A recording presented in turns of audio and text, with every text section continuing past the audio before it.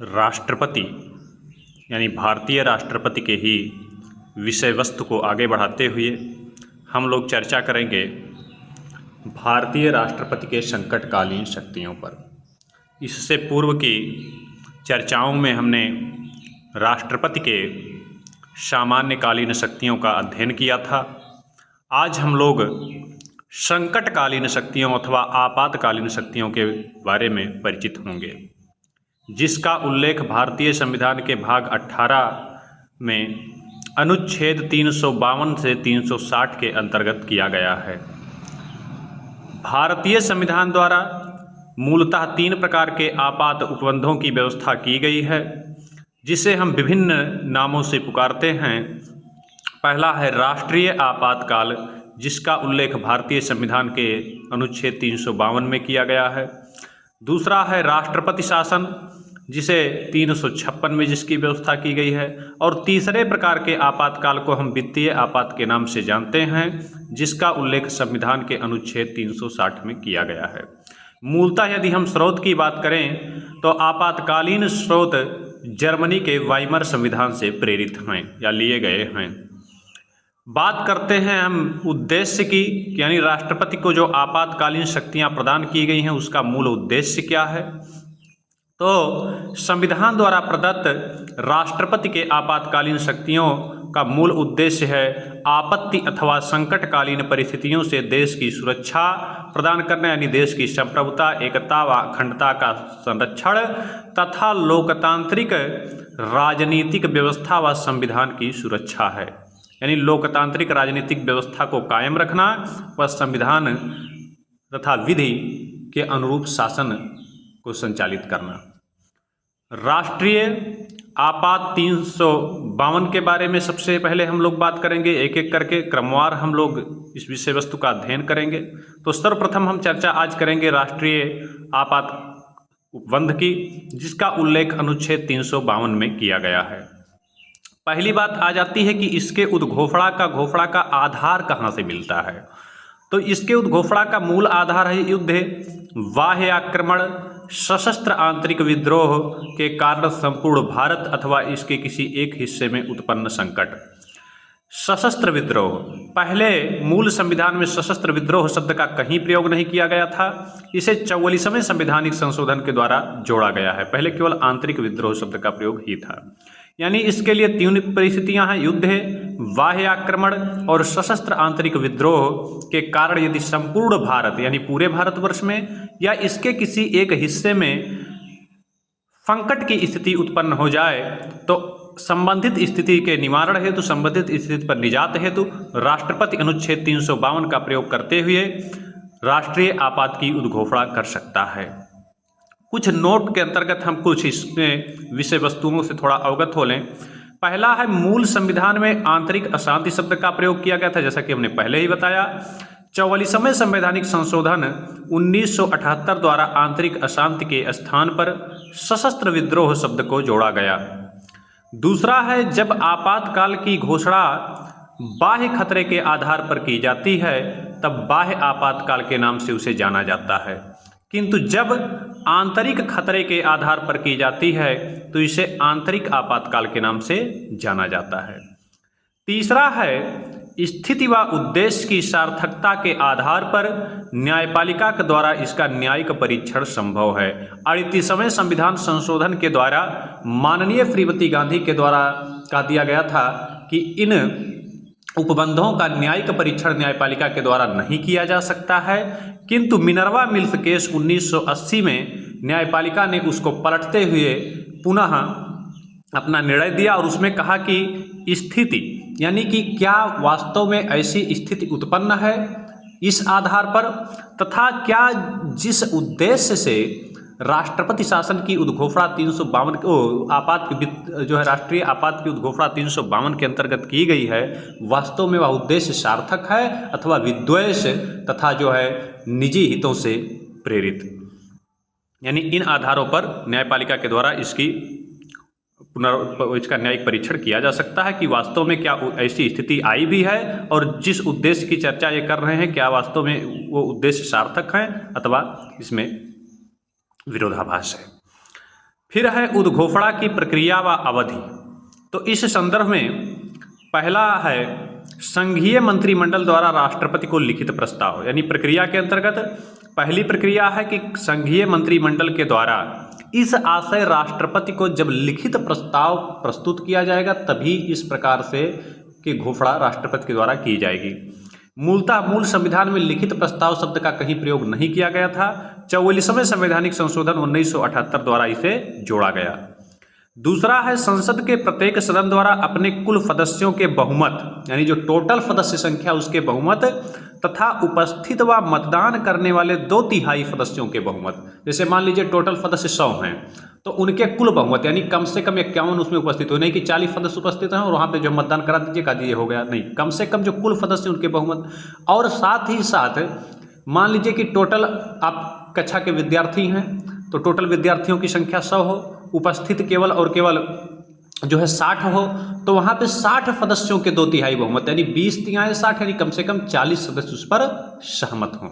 इस प्रकार के बहुमत की आवश्यकता की गई, यानी संसद के प्रत्येक सदन द्वारा अपने कुल सदस्यों के बहुमत व उपस्थित व मतदान करने वाले 2/3 सदस्यों के बहुमत से 1 माह के अंदर संबंधित प्रस्ताव को पारित किया जाना आवश्यक है। यानी राष्ट्रपति के द्वारा यदि ऐसी उद्घोषणा कर दी गई है तो 1 महीने के अंदर संसद द्वारा अपने स्पष्ट बहुमत से उसकी स्वीकृति आवश्यक है।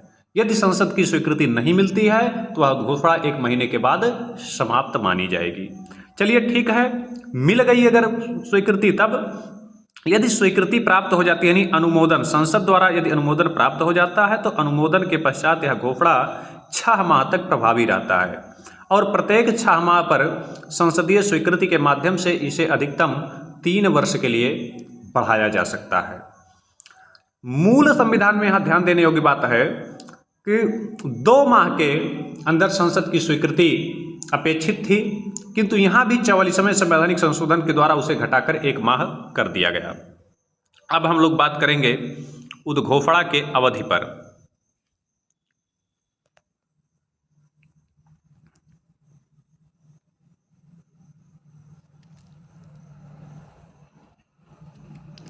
उद्घोषणा की अवधि या समापन। तो राष्ट्रपति द्वारा नई घोषणा के माध्यम से इस आपातकालीन स्थिति को खारिज किया जा सकता है, समाप्त किया जा सकता है। यानी यदि राष्ट्रपति पुनः एक नई घोषणा के द्वारा या कह दे कि जो राष्ट्रीय आपातकाल हमने लागू किया है वह स्थितियां अब समाप्त हो चुकी हैं, अब इसकी कोई आवश्यकता नहीं है, तो पुनः जो है सामान्य स्थिति में लौटा जा सकता है। और दूसरा है घोषणा पर विचार हेतु 1/10 सदस्यों के किसके लोकसभा सदस्यों के मांग पर बैठक बुलाना अनिवार्य।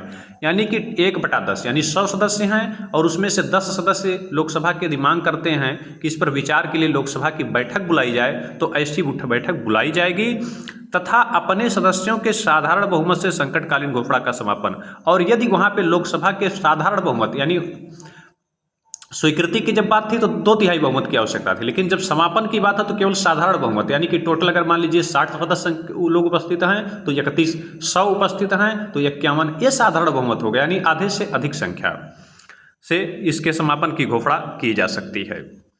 फिर बात आ जाता है प्रभाव इसका क्या होगा। तो इसके प्रभाव में अगर हम लोग बात करें तो निम्न प्रभाव दृष्टिगोचित होते हैं इसके, जैसे हम विभिन्न बिंदुओं के अंतर्गत इस पर चर्चा करेंगे बांट के अलग अलग। संघ राज्य संबंधों पर क्या प्रभाव पड़ेगा। तो पहला है कार्यकारी प्रभाव, यानी कार्यपालिका संबंधी क्या प्रभाव पड़ेंगे। तो इसमें संघ द्वारा प्रांतों को किसी भी विषय पर कार्यकारी निर्देश देने की शक्ति प्राप्त हो जाती है कि वह अपनी शक्तियों का प्रयोग कहाँ तक व कैसे करें। यानी संघीय सरकार द्वारा जो राज्य सरकारें हैं उनको कार्यकारी विषयों पर, कार्यपालिका संबंधी विषयों पर परामर्श देने की शक्ति इसमें प्राप्त हो जाती है कि अपनी शक्तियों का प्रयोग कब और मतलब कहाँ तक और कैसे करें। विधायी में क्या प्रभाव पड़ता है। तो विधायी में 3 प्रभाव पड़ते हैं। संसद को प्रांतीय विषयों पर विधि निर्माण की शक्ति प्रदान कर दी जाती है, यानी जो राज्य से संबंधित विषय हैं राज्य सरकारों के, उन पर भी संसद कानून निर्माण कर सकती है। संसद पत्र न चलने की अवस्था में राष्ट्रपति को प्रांतीय विषयों पर अध्यादेश जारी करने की शक्ति प्रदान कर दी जाती है। यानी यदि संसद का पत्र न चल रहा हो तो प्रांतीय विषयों पर कोई निर्णय लिया जाना है, कोई नियम बनाना है तो राष्ट्रपति अध्यादेश के माध्यम से बना सकता है। और उपरोक्त कानून आपातकाल के समाप्ति के 6 माह तक प्रभावित रहेंगे। यानी चाहे वो संसद द्वारा बनाए गए कानून हो, चाहे राष्ट्रपति के अध्यादेश हो, वह आपातकाल की समाप्ति के 6 महीना बाद तक अपने प्रभाव में रहेंगे। वित्तीय विषयों पर क्या प्रभाव पड़ता है? तो पहला है, राष्ट्रपति द्वारा संघ व प्रांतों के बीच वित्त विभाजन यानी करों के वितरण की व्यवस्था में इच्छा अनुरूप संशोधन किया जा सकता है ताकि संकट से उबरने हेतु आवश्यक धन की व्यवस्था की जा सके। यानी राष्ट्रपति के द्वारा जो वित्तीय विषय हैं संघ और राज्य के बीच, उनमें संशोधन किया जा सकता है अपनी इच्छा अनुसार, ताकि जो वित्तीय जो आपातकाल है उससे निपटने के लिए आवश्यक धन को जुटाया जा सके। और दूसरा है, आपातकाल के समाप्ति के पश्चात ये जो संशोधन होगा वो उस वित्तीय वर्ष तक प्रभावी होगा। यानी कि आप जानते हैं कि 1 अप्रैल से वित्तीय वर्ष की शुरुआत होती है, 31 मार्च तक रहता है। मान लीजिए कि मई में ये संशोधन किया गया, तो ऐसा नहीं है कि जून में आपातकाल समाप्त हो गया तो जुलाई में जो है फिर पुरानी स्थिति आ जाएगी, नहीं, वो 31 मार्च तक बनी रहेगी, फिर 1 अप्रैल के बाद उसमें संशोधन होगा। दूसरा है, लोकसभा व प्रांतों के विधानसभा के कार्यकाल पर क्या प्रभाव पड़ता है? तो इसमें है पहला, लोकसभा के कार्यकाल में वृद्धि, यानी संसद विधि द्वारा एक समय में 1 वर्ष के लिए लोकसभा के कार्यकाल में वृद्धि कर सकती है। इस समय आपातकाल में, यानी 5 साल के लिए वास्तव में चुनाव होता है, उसे वो 6 साल तक बढ़ा सकते हैं। राज्य विधानसभा में क्या प्रभाव पड़ता है? तो राज्य विधानसभा के भी कार्यकाल में वृद्धि किया जा सकता है, किसके द्वारा? संसद द्वारा, उपयुक्त रीति से 1 वर्ष के लिए। और नोट, उपरोक्त दोनों विस्तार आपात स्थिति के समाप्ति के पश्चात 6 माह तक प्रभावी रहेंगे। यानी आपात स्थिति जो है समाप्त भी हो जाएगा, तब भी जो कार्यकाल का विस्तार है वह 6 माह तक प्रभावी रहेगा। फिर प्रश्न उठता है कि मौलिक अधिकारों पर क्या प्रभाव पड़ता है इसका? तो मूलतः मौलिक अधिकारों पर भी इसका निम्न प्रभाव पड़ता है। पहला, यह मूलतः जर्मनी के वाइमर संविधान से प्रेरित है, जो मौलिक अधिकारों पर प्रभाव डालने वाली विधि है। इसमें मूला अधिकारों का यानी नागरिकों के मौलिक अधिकारों का स्थगन हो जाता है, जिसका उल्लेख अनुच्छेद 358 व 62 में किया गया है। अनुच्छेद 358 में कहा गया है कि अनुच्छेद 19 में उद्घोषित मौलिक अधिकार स्वतः निलंबित माने जाएंगे। यानी जब आपातकाल की उद्घोषणा हो गई तो उसमें कुछ अलग से घोषणा करने की आवश्यकता नहीं है। 358 में कहा गया है कि जो अनुच्छेद 19 के अंतर्गत नागरिकों को मौलिक अधिकार प्रदान किए गए हैं वह स्वतः निलंबित माने जाएंगे, स्वतः जो है। और दूसरा कहा गया है कि 19 द्वारा जो प्रदत्त 6 मौलिक अधिकारों का निलंबन है वह युद्ध अथवा बाह्य आक्रमण की स्थिति में ही किया जा सकता है, ना कि आंतरिक विद्रोह पे। और बा में 359 में फिर क्या कहा गया है? तो 359 में कहा गया पहला कि मूल अधिकार नहीं अपितु उनके क्रियान्वयन का निलंबन। जहां 358 में मौलिक अधिकार का ही निलंबन हो जाता है, किसका? केवल आर्टिकल 19 का। वहीं 359 में मौलिक अधिकारों का निलंबन नहीं होता है, केवल उनके क्रियान्वयन पर रोक लगा दिया जाता है। इसमें से वो 20 और 21 को छोड़कर यानी 44वें संवैधानिक संशोधन द्वारा व्यवस्था कर दिया गया कि इस दरमियान अनुच्छेद 20 और 21 के क्रियान्वयन पर निलंबन नहीं लगाया जा सकता। यानी 20 और 21 आपातकाल की स्थिति में भी बहाल रहेंगे, वे अधिकार नागरिकों को प्रदान होते रहेंगे।